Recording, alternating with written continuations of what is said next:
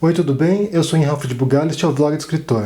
Nos últimos dias, algumas pessoas têm me escrito nas redes sociais para saber o que eu penso sobre a saída do Reino Unido da União Europeia e por que está acontecendo isso, que as pessoas não estão entendendo muito bem o que está acontecendo. Primeiro a gente tem que entender o contexto que levou essa decisão desastrosa do Reino Unido, esse momento histórico da União Europeia também.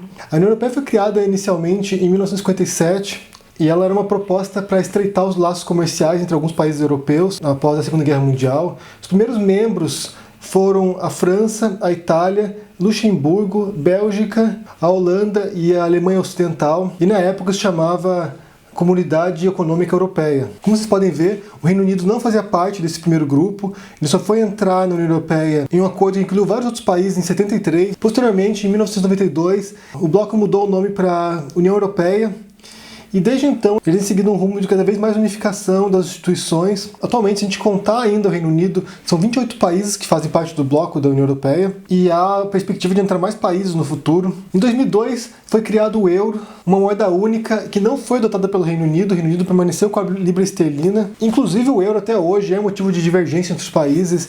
Você ouve muita reclamação em alguns países como a Itália, a Espanha, que dizem que após o euro entrar em vigor, o custo de vida aumentou muito nesses países, porque ele teve como base as moedas fortes, que eram o marco alemão e o franco, da França. Isso acabou afetando os países com a peseta, como a Espanha, ou a lira na Itália, ou o dracma na Grécia. E uma das razões pelo qual o Reino Unido não adotou o euro foi porque isso implicaria na desvalorização da libra.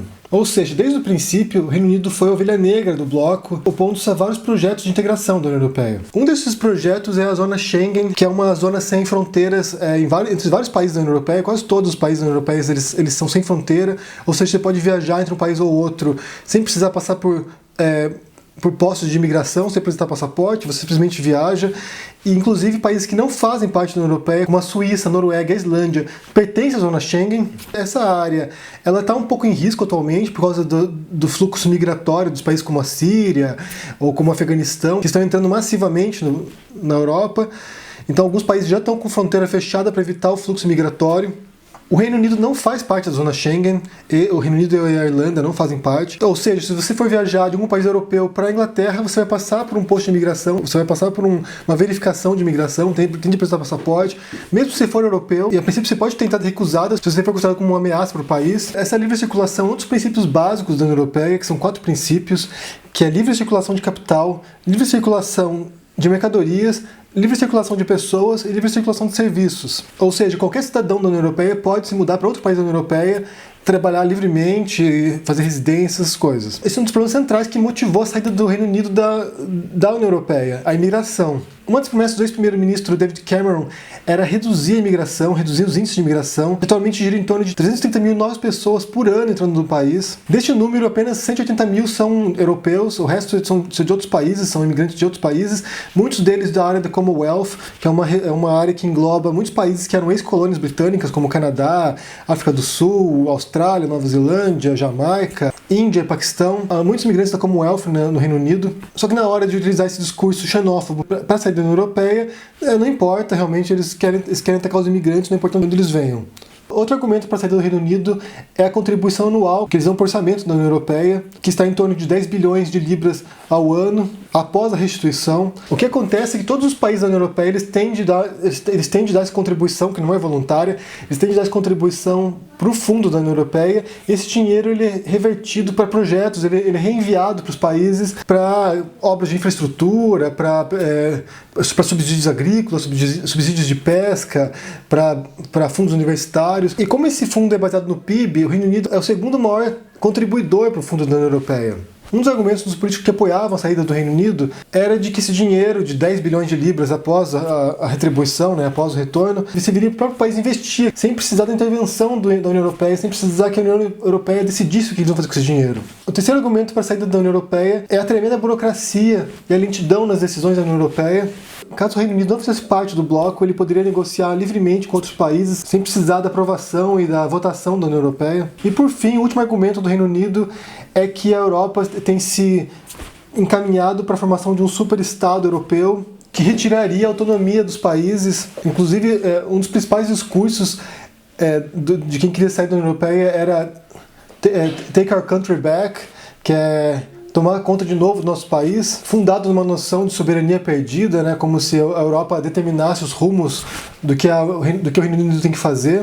Em fevereiro desse ano, David Cameron se reuniu com os líderes da União Europeia para tentar um pacote especial, um pacote de medidas especiais para o Reino Unido continuar na União Europeia, e um dos principais pontos era o corte de benefícios para imigrantes recém-chegados. Nesse ponto é importante eu falar um pouco sobre como funciona o assistencialismo no Reino Unido. Existem incontáveis benefícios para os cidadãos, mais ou menos como tipo a Bolsa Família no Brasil, e inclusive para pessoas que estão trabalhando, meio que um complemento para a renda. E em muitos casos, se a pessoa tiver muitos filhos, se ela não trabalhar e tiver muitos filhos, ela pode receber às vezes até mais do que se estivesse trabalhando com salário mínimo. Então é muito conveniente para muita gente não trabalhar e ficar recebendo os benefícios indefinidamente. Há muitíssimos britânicos vivendo só de benefícios, sem trabalhar, e há alguns migrantes também que fazem isso, embora a proporção seja muito inferior. O governo e os britânicos acreditam que se eles cortassem esses benefícios para imigrantes recém-chegados por um período de 4 anos, isso reduziria o apelo que o país tem para atrair novos imigrantes, que as pessoas deixariam de vir. Mas isso é uma besteira, isso está longe de ser verdade. A maior parte dos imigrantes vai para o Reino Unido para trabalhar realmente, eles querem juntar dinheiro, eles não estão lá indo para receber dinheiro do governo, principalmente porque no país há muito mais oportunidades de emprego e de crescimento do que nos seus países de origem, como Espanha, Itália, Portugal ou Polônia, que é o país que mais envia imigrantes para o Reino Unido, e eles estão sendo os primeiros alvos da xenofobia pós-referendo. Eles estão sofrendo ataques xenófobos, estão sendo ofendidos. Porém, esse pacote proposto pelo David Cameron não foi muito bem aceito. Ele conseguiu algumas concessões, mas não foi suficiente para convencer o público. Então ele resolveu dar prosseguimento a uma promessa que ele tinha feito de fazer esse referendo, que foi um acordo que ele fez com os partidos ultraconservadores que estão crescendo muito no Reino Unido, que é liderado pelo Nigel Farage, que é um partido chamado UKIP, que é um partido ultraconservador. E esse Nigel Farage, é como se fosse o Bolsonaro britânico, é um imbecil. Inclusive ele foi muito criticado agora, recentemente, porque ele fez um cartaz com uma imagem dos migrantes sírios chegando na Europa e com o texto ponto de ruptura. Esse cartaz foi comparado à propaganda nazista do Goebbels, apresentando os migrantes judeus entrando na Alemanha. E esse Nigel Farage foi um dos líderes da campanha do Brexit, que é como foi conhecido, que Brexit seria Great Britain mais Exit, né, Grã-Bretanha mais saída. O Brexit seria saída do Reino Unido da União Europeia. Foi muito inspirado em discursos xenofóbicos e nacionalistas, o que realmente ninguém imaginaria que aconteceria num continente que foi devastado pelo fascismo e pelo nazismo. O fato é que é uma divisão muito grande de classes no Reino Unido, o working class, né, a classe trabalhadora e as elites, e há um cisma muito grande. Só lembrando que o Marx e o Engels escreveram seus tratados, seus livros e seus manifestos, muitos deles no Reino Unido, enquanto moravam na Inglaterra, ou seja, é uma coisa muito presente na cultura britânica, essa divisão de classes. E a votação refletiu essa desconfiança da working class, da classe trabalhadora, com as elites.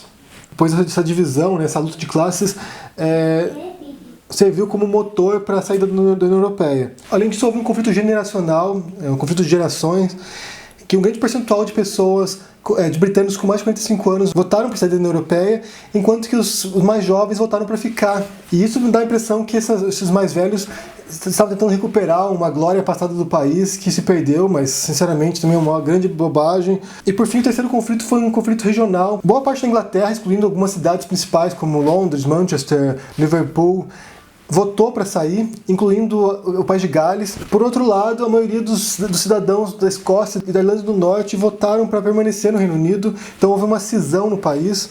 E isso vai por mais além na fogueira do movimento independentista escocês, que em 2014 fizeram um referendo para tentar sair do Reino Unido, para se tornar independente, e não passou, porque em boa parte eles ficaram com medo de sair da União Europeia e perder os subsídios que eles recebem. Essa foi uma das promessas do governo britânico, de que se a Escócia não se tornasse independente, que eles não sairiam da União Europeia, que eles permaneceriam lá. Então é muito fácil entender como a Escócia se sentiu traída quando sai esse referendo agora e o Reino Unido vota para sair. No momento, a primeira-ministra escocesa está tentando articular um movimento para poder continuar na União Europeia, enquanto que o resto do país vai sair. Ou seja, no final das contas, essa luta pela autonomia, pela soberania britânica vai acabar desmantelando totalmente o Reino Unido. Mas o país vai realmente deixar a União Europeia? Ninguém sabe ao certo, pois primeiro eles têm que acionar o artigo 50 do Tratado de Lisboa, que inicia o desligamento da União Europeia. No entanto, como nenhum país fez isso antes, ninguém sabe exatamente como vai funcionar.